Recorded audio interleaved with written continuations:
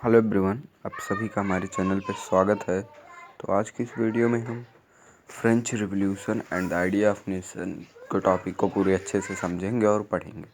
तो चलिए शुरू करते हैं।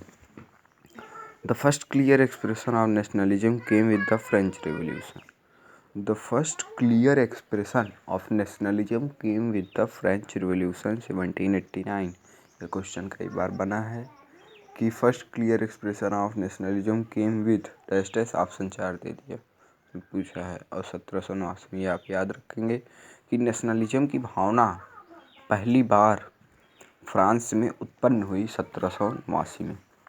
France, as you would remember, was a full fledge territorial state in 1789 under the rule of absolute monarch. जैसा कि आप सभी को याद होगा कि फ्रांस जो है एक बहुत बड़ा टेरिटोरियल स्टेट था, एक एब्सोल्यूट मोनार्क के अंडर में। The political and constitutional changes that came in the wake of French revolution led to the transfer of sovereignty from the monarchy to a body of French citizens. The revolution proclaimed that it was the people who would henceforth constitute the nation and shape its destiny। ये जो पूरा paragraph दिया है ये France के revolution के बारे में दिया है। अब यहाँ से पैराग्राफ इससे क्वेश्चन बनते हैं। दिया है, from the very beginning the French revolutionaries introduced various measures and practices that could create a sense of collective identity amongst the French people.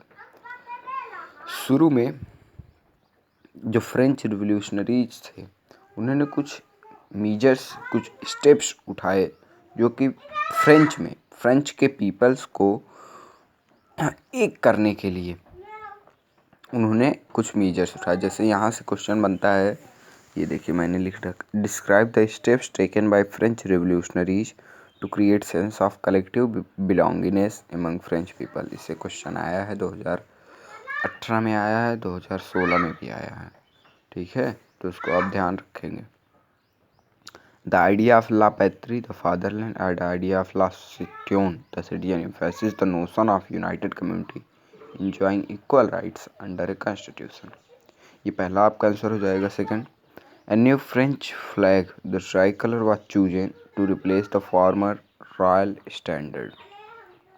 ठीक है, ये दूसरा आपका आंसर हो जाएगा। और तीसरा, the state general was elected by the body of active citizens and rename the national assembly.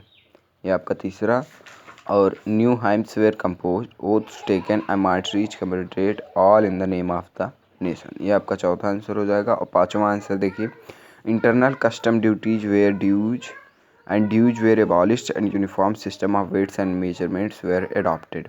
ये 5 पॉइंट हो गया। अगर 5 नंबर में आता है तो आपको कम से कम 6 पॉइंट तो लिखना ही लिखना है। जैसे regional dialects were discouraged and French as it was spoken written in Paris become the common language of the nation.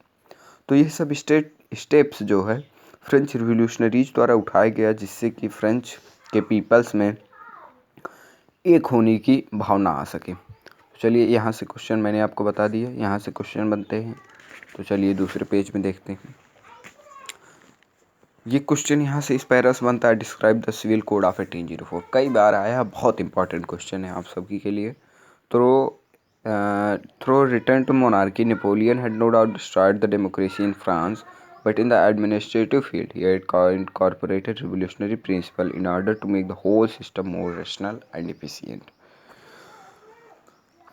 तो नेपोलियन ने क्या किया कि पूरे देश में, पूरे फ्रांस में यूनिफॉर्म सिस्टम लाया जिससे कि एडमिनिस्ट्रेटिव सिस्टम को इफिशिएंट और आसानी से चलाया जा सके। जैसे सिविल कोड ऑफ 1804, ये देखिए, the civil code of 1804 is known as Napoleonic code. यहाँ से आप पढ़ेंगे, आपके काम का क्वेश्चन का यहाँ से है।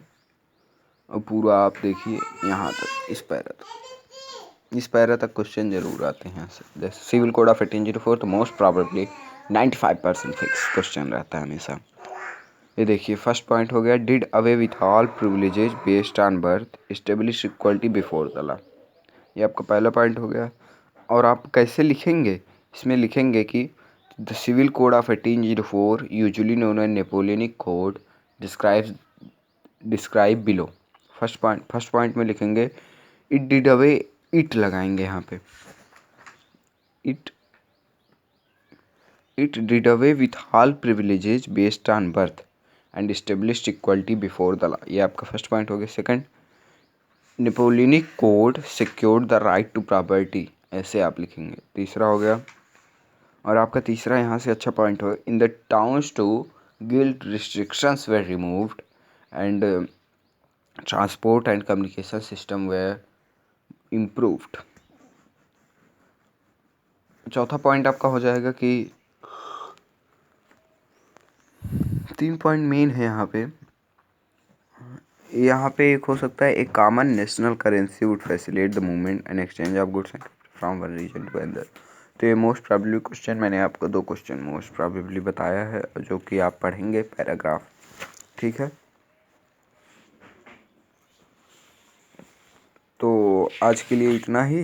ये सब आप क्वेश्चन देख लीजिएगा, ये क्वेश्चन भी इम्पॉर्टेंट है, ये भी सिविल कोड ऑफ। तो मिलते हैं अगले वीडियो में, तब तक के लिए बाय बाय। चैनल सब्सक्राइब कर देना, लाइक शेयर कर देना प्लीज़। Thank you.